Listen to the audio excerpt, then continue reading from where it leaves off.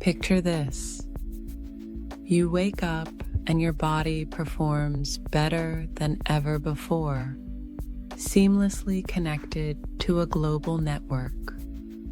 You no longer need glasses, your memory is flawless, and your lifespan is extended by decades. But what price do we pay for this ultimate upgrade? In this video, we dive deep into the mind-bending implication and ethical tightropes of merging man and machine, exploring the technologies making this possible, the societal shifts on the horizon, and the choices you'll need to make in the coming age. Forget smartphones. Imagine your thoughts becoming the interface. We're talking about technology not just on us, but in us, within labs today and prototypes tomorrow.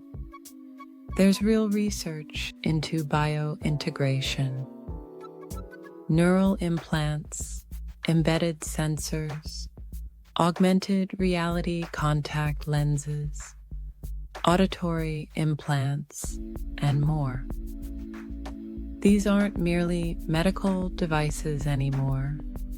They're stepping stones toward a future where the boundary between human biology and machine is blurred. Consider the fact that neural interface startups such as Neuralink and Synchron are already implanting electrode arrays to read brain signals and enable simple control of cursors or robotic arms. At the same time, firms like Mojo Vision are developing contact lenses that overlay digital information directly on the retina. These examples serve as early signs that biointegration is no longer speculative. It's underway. Why now?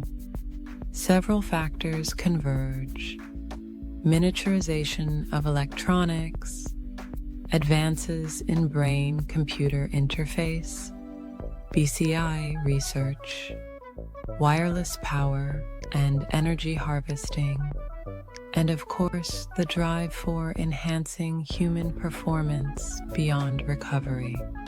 What used to be medical rehabilitation is now performance augmentation. This accelerating pace of innovation means that the upgrade you thought might come in 50 years is clearly heading your way in a shorter time frame. We'll move next into how we got here and how the technology is evolving. Let's trace the evolution. First, prosthetics replaced lost limbs. Next, they became advanced robotic limbs controlled by muscle or nerve input. Now we're approaching neural interfaces that allow direct brain control. Patients are already moving robotic arms by thought, and companies are working on full sensory feedback so the artificial limb feels more like the real thing. This evolution marks the step from replacement to enhancement. Beyond limbs, other senses are being augmented. Auditory implants, cochlear implants, have been around for decades. But what about direct auditory enhancements? Implants that can tap into ambient data, translate foreign languages instantly, or amplify hearing beyond typical human range. That's within the realm of current research. Likewise, AR contact lenses embed digital overlays in your field of vision, so you see information, notifications, even entire virtual environments, while maintaining the physical world around you. Imagine healing at warp speed, tissue regeneration, embedded drug delivery, biosensors tracking your body in real time and anticipating illness before you feel it. Imagine experiencing new realities overlaid on your physical environment through embedded tech, walking, seeing, hearing differently. Where do these capabilities truly begin? With tiny implants, sensors, and smart materials. But they'll scale. This evolution leads to a new question. If we move from prosthetic replacement to performance enhancement, what does normal human become? And that takes us to the costs, unseen costs. Who owns your enhanced self? When your body is integrated with sensors, chips, neural links, everything you generate, feel, and think may become data. If a corporation provides your implant, do they own your biological data? Could they pull updates, disable features, or enforce subscriptions? These questions are not hypothetical. They're emerging now. Consider how smartphones gather data. Multiply that by bodily sensors, neural readouts, and implants that interact with your brain. The company behind the implant may have access to cognitive states, emotional signals, or bodily functions. That leads to issues of data privacy and corporate control. Then there's the great divide. Could biointegration create a new class system, the enhanced versus the natural? If upgrades cost tens of thousands, only some will access them, thereby widening the gap. Society may bifurcate into enhanced and non-enhanced, raising ethical and equity dilemmas. Identity crisis emerges too. When technology becomes indistinguishable from biology, what does it mean to be human?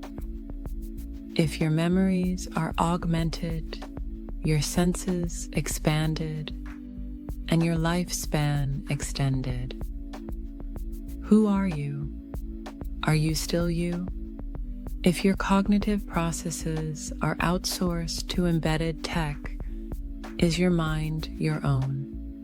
As biointegration deepens, these existential questions will reach mainstream significance. Regulation is trailing technology.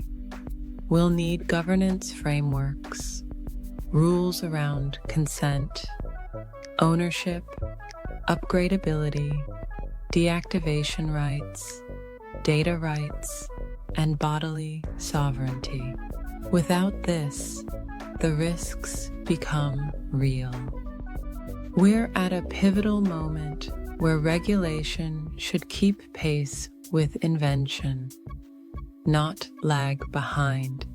Ethical frameworks and international treaties must be considered now, not after the fact. The failures of the past, unchecked industrial pollution, unregulated artificial intelligence experiments, invasive data collection, teach us that proactive measures matter. Trailblazing efforts like the International Committee on Robot Arms Control, in robotics or bioethics committees reviewing neural implant trials, show we can learn from analogies. In the domain of biointegration, we need standards around safety, data privacy, upgrade paths, equitable access, and informed consent. Individuals must be empowered with choice, the right to opt in or opt out of enhancements, the right to decommission implants, and the right to digital identity that isn't locked into a company's proprietary device. Accessibility matters. Enhancements should not exacerbate inequality. Corporations must commit to transparency and user guardianship, not just upgrade enablement. Researchers must publish safety data and long-term outcomes.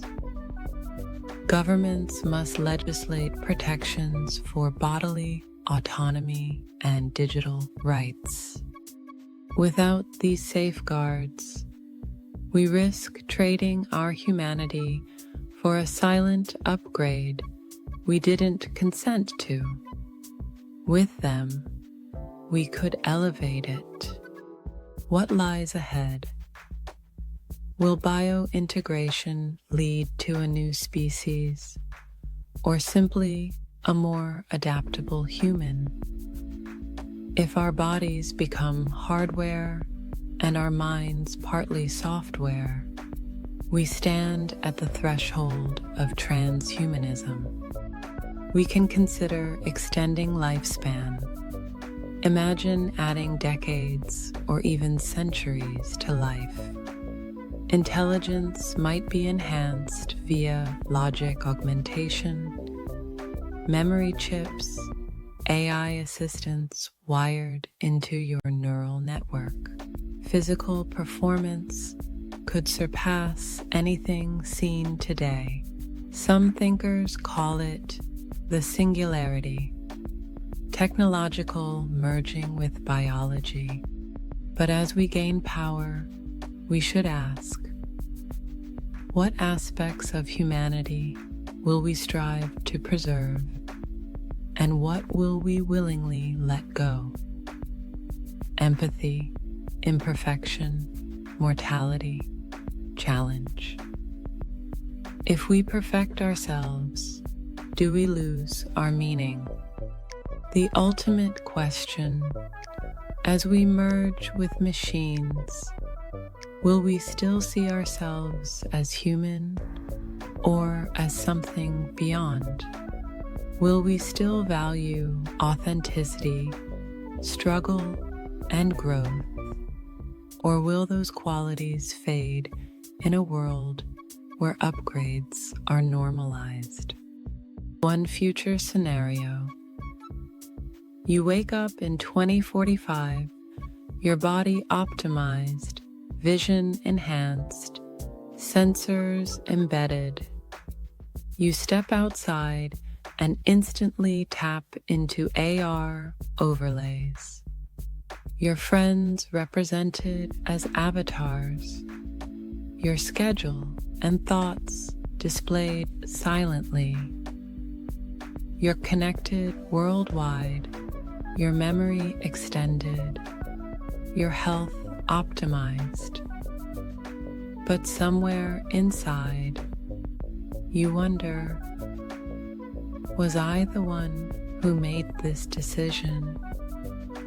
Or am I being updated until there's no distinction between human and machine? This isn't distant, it's approaching. Maybe not tomorrow, but soon enough that your children or their children will ask, what did humanity choose?